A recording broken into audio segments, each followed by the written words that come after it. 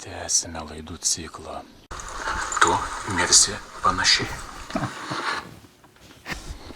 Kepenys tai čia gėlytės. Kur inkstai dar? Kur širdis? Greičiausiai širdies smūgis ir bus. Kiekvienas jie padarytų. Sveiki, turiu tokį filmuką apie tokį vieną veikėją, kur maždaug pasakoja, kaip reikia gyventi, mokina, kaip reikia gyventi. Sugalvoju vieną savo gyvenimo modelį, kuris yra teisingas ir pasakoja, primeta kitiems, kad šitas gyvenimo modelis yra teisingiausias ir va taip reikia gyventi, visi kiti yra blogi. Tai va čia tiesiog trumpai, prajuokino biškį, lengvai parodysiu galbūt apie jį kažkiek.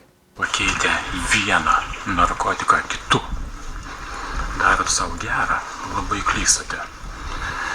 Man silpna žiūrint į Lukas Magovevičių. Jo diena šioje žemėje dėja suskaičiuotos ir kai aš matau jo įsirinktą juodą butą, aš matau karstą. Man tikrai darosi bloga nuo to vaizdo. Ir jeigu jis tai mato, aš jam sakau, tu dar turi šansą. Aišku, pagrindinis šansas tai yra pažvelgti į Dievą. Čia esmė. Silpna žiūrėti. Jeigu tau silpna žiūrėti į kažką, kas tau nepatinka, jau pas tave kažkur yra problema. aš daug žmonių pasaulyje galiu pamatyti, ar ne, ir man dėl kažko blogo. Nepagalvoja, kodėl bloga tau viduj žiūrint į kažką. Turėtum priimti visus, kiekvieno žmogaus gyvenimas, ar ne, arba jų pasirinkimai, tai yra jų pasirinkimai ir jie gyvena savo. Ne tau, o savo. Tai tu turi išmokti juos priimti tokie, kokie yra, visus žmonės, nes jeigu tu žiūrėsi visus ir tau bus blogai, tu vidu jausies blogai, ar ne? Tai, žodžiu, čia ne apie tai, bet tiesiog. Nes nedaug Dieve, jeigu teks į pragarą eiti. Kitas šansas išsivaduoti iš narkotiko. Tavo amžinatelis tėvas buvo alkoholikas ir mirė nuo kepenų cirozės ar ko ten. Tu mirsi panašiai. Kepenys tai čia gėlytės. Kur inkstai dar? Kur širdis? Greičiausiai širdies smūgis ir bus. Diagnozė aiški. Daktaras Laser Eyes, kaip Greg Doucette turi Laser Eyes body fatą nuskenuoti, tai šitas turi tavo mirties diagnozę statyti anksčiau laiko. Tai va, bet žodžiu, visas filmukas yra apie tai, kad tiesiog tu naudoji chemikalus, steroidus. Steroidas iš vis yra jau nuodai, narkotikai, nuodai, bet ką gali įsivaizduoti blogiausių galbūt gyvenime, ar ne? Čia kaip Remo 4, sako, nori balto žmogaus, kuris skiria pimpalą nuo šakalio. Pasakot. Tiesiog dar pastumia, kad raumenys čia ant chemijos užauginti, tai čia vanduo, čia nėra pas mane tai sausas raumuo, tikras raumuo, pas juos čia vanduo. Valgiai ginklu. Nesakau, aš nežinau, ko reikia, kad žmonės prabustų, kad atspeikytų iš nesąmonių. Kitas dalykas, jisai į kalną nepaeitų. Aš sakau.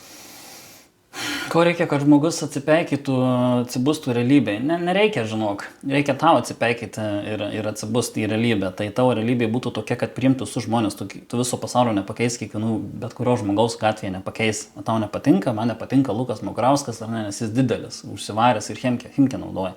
Man jis nepatinka. Tai žinai, kur yra problema, yra tavie problema, nes tau jis nepatinka. Vienintelis sprendimas. Tau susitvarkyti tavo pačio mintis ir priimti visus žmonės tokie, kokie yra. Ir su savo pasirinkimais, savo sprendimais. Nes negyven žmonės, žinau, pagal tavo gyvenimo modelį. Tu norėtum galbūt, kad visi žmonės gyventų pagal tai, kaip tu nori, ar ne? Kad jie gyvena taip, kaip aš noriu. Aš noriu būti Dievas. Jie gyvens, kaip aš noriu. Va čia teisingas gyvenimo modelis, tegul jie taip ir gyvena. Visi sportuoja natūraliai, visi negeria, visi nerūko, visi valgo vištieną su ryžiais. Va aš noriu taip ir va čia yra, čia bus gerai, visų kitų aš nekesiu arba pykins, kaip ir tu ten sakai maždaug. Mane pykina, nes matau, kaip nepalepa bodybuilderis, nepabėga. Tai va, matai puikiai, kur yra ta problema. Problema yra tavyje, nes tu nesugebi priimti žmonių tokie, kokie yra ir pagalvok. Pats savo atsakyk, ar pakeisiu aš dabar visą tą pasaulį. Pakeisiu visus žmonės. Nepakeis, tikrai patikėk manim nepakeis. Pakeis gali tik savo mintis, savo nusistatymą apie žmonės ir panašiai. Tai va, bet tiesiog trumpai apie tai, kad visas filmukas apie heitiną apie chemiją, kad naudojat chemiją, jūs čia mirsit exaggeratina kiek tik įmanoma. 40 metų sulauksi ir jau tikrai mirsi, kad ir ką tu ten naudoji, esi kultūristas, viskas tau, viskas, mirtis realiai, kepenys, inkstai ir širdis lygų mirtis. Tai va, o realybė yra tokia, kad visi žmonės renkasi savo, sakykime, gyvenimo žudiką, tai ar tai bus ta tavo veganiška mityba, ar bus tiesiog maistas, arba bus chemtrailiai, kurie skraido ir pučia daug chemikalus iš debesų. Ta prasme, tu gausi chemiją kažkokio, bet kurio atveju. Vakciną šausi, bus chemikalas, valgysi vištieną kažkokią užaugintą ant antibiotikų hormonų, bus chemikalas, bet kuriuo atveju kažkokio tais būdu save žudysi, kankinsi ir patirs kažkokią žalą, trumpiau gyvens. Bet filmukas yra maždaug apie tai, kad kokį tu nori pasirinkti savo gyvenimą. Ir kodėl tu galvoji, kad visi turi rinktis būtent tokį gyvenimą, kokį tu nori. Tu gal sugalvoji vieną gyvenimo modelį, čia teisingas, visi kiti yra blogi. Tai va čia tavo blogas suvokimas, kad visi žmonės turi gyventi būtent taip, kaip tu nori. Visi žmonės pasirinks būtent taip, kaip jie nori ir labai būtų gerai, kad jie pasirinktų taip, kaip jaučia. Jeigu pats apie Dievą čia kažką pasakoja, kad tipo ar ne, tai kodėl, pavyzdžiui, žmogus negali pasirinkti taip gyventi, kaip jaučia, kad tai yra teisingas gyvenimo modelis. Kodėl, pavyzdžiui, negalėtum pragyventi gyvenimo taip, eksperimentuodamas su savo kūną, analizuodamas jį, tobulindamas jį visais įmanomais būdais ir galbūt netgi kartais kai kur aukodamas pagal to prioritetus. Aš, pavyzdžiui, noriu aukoti tam tikrus prioritetus gyventi galbūt ne 130 metų, o 90 metų ar ne, arba 80 metų, bet pasiekti geriausius performances mano pirmoji pusėje gyvenimo, ar ne? Ta prasme, antroji pusė galbūt būtų sveikatingumas ir panašiai. Ta prasme, yra daug variantų, galbūt bus ir net tokių pasirinkimų, kurie sakys, aš noriu, kaip ir tu sakai, 40 metų. Gyvens 40 metų, bet kaip liūt, kaip karaliai, ar ne? Kaip pavyzdys. Kiekvienas gyvenimo būdas, gyvenimo pasirinkimas yra būtent toks, kokį jie nori pasirinkti. Ir tu nepakeisi tų kažkokių tai žmonių, nepakeisi jų minčių, nepakeisi jų pasirinkimų. Jie gyvens būtent taip, kaip jie nori. Ir žinai ką, čia yra teisingas pasirinkimas. Nes būtent jie tai pasirinko, kaip sakoma, laisva valia. Pats apie Dievą kažką tokio kalbi. Laisva valia, laisvas pasirinkimas. Tu renkiesi pats, kokį nori tą savo pasirinkimą, o ne tokį, kokį man kažkas primes. Tu primesi, valdžia primes, dar kažkas primes. Ir tai bus teisingas maždaug pasirinkimas, ar ne? Nes kažkas man jį primetė, kad tai yra teisingas. Kodėl aš, pavyzdžiui, negaliu savęs klausyti savo minčių, savo širdies ir rinktis tai, būtent tai, kaip aš jaučiu, ar ne? Taip, kaip aš noriu, tai, ko aš jaučiu, kad tai yra teisingas kelias. Tai va, o dabar biškai kažkiek lengvai apie tuos visus chemikalus. Faktas, tai tikrai kenkia, tu tikrai aukosi, bet klausimas yra kiek. Kiek tu protingai susidėliosi savo kursą, kiek tu protingai darysi atsistatymus, kaip ir jis ten minėjau kažką apie vaisingumą. Faktas, tu būsi nevaisingas ant kurso, faktas būsi nevaisingas TRT laikydamas, net jeigu tu darai protingus atsistatymus, protingus recoveries, prisižiūrėjai savo kraujo rodmenis ar ne, kad būtų tiesiog viskas tvarkingai sudėliota. Tai reiškia, neišeiti iš kažkokių tais ribų per didelių, žinai. Bet vėlgi viskas suveda į prioritetus.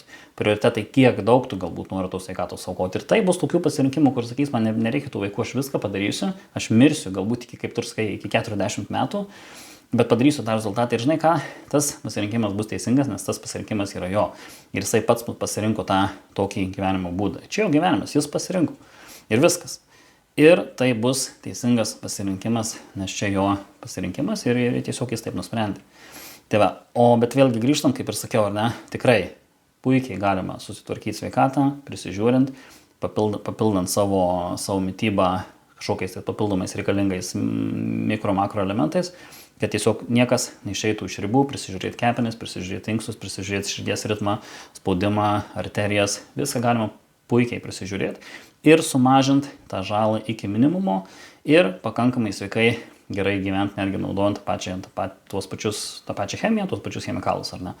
Tiesiog viskas turi neišeiti iš ribų kažkokių tais ekstremalumų, ar ne.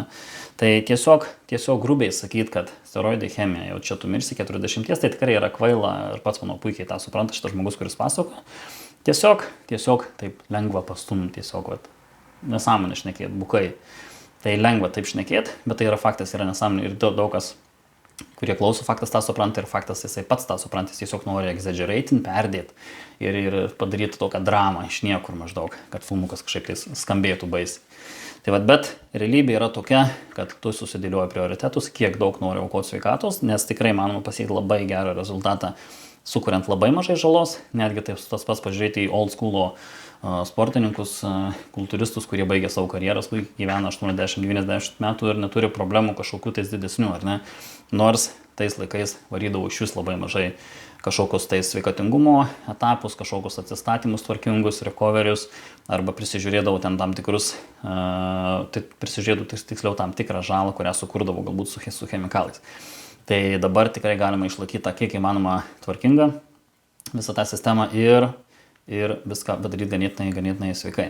Tai faktas, bet visada vis tiek bus prioritetai, nes gali būti tokių išskirtinių atvejų, kada tikrai aukosi super daug sveikatai ir ilgamžiškumas labai greitai trumpėja. Tai dar galbūt lengvai apie tą, kad kituose gyvenimo būduose, kiek tu gali sveikatingumą numesti į labai tokį galą prioritetuose, ar ne? Tai praktiškai gyvenamas labai beveik bet ką kitko. Tiesiog kažkoks darbas statybos, ar ne? Darbas lauke, sėdimas blogai darbas irgi. Ta prasme, tiek daug mityba. Pavyzdžiui, apskritai bloga mityba, tu gali 60 irgi metų, 50-60 metų susidurti su arterijos apnašom ir panašiai, ar ne? Jeigu turėsi blogą mitybą, netgi anksčiau, jeigu turi nutukimą ir panašiai, ar ne?